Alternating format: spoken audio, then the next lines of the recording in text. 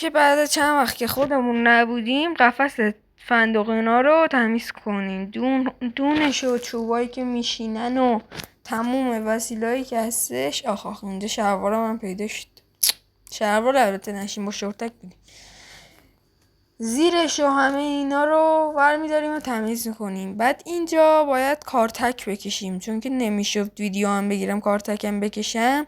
ویدیو رو قطع کردم. بعدش هم جارو زدیم که تمیز شه.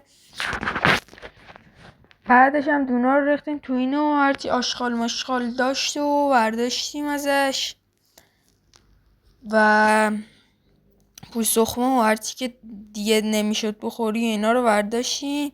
بعدش هم رفتیم فوت کردیم که این دونایی که خورده بودن بپره. بعد رفتیم کل وسایل شستیم، اومدیم دیدیم اینجا پر آشغاله. یه جارو زدیم و فندق شروع کرد به حرف زدن و خلاصه که رفتیم دونایی که اون موقع تمیز کردیم و ریختیم توش و دوباره هم زدیم با یه دستی هم زدیم و گذاشتیم کنار. ولی عجب دونی هستش خدایی.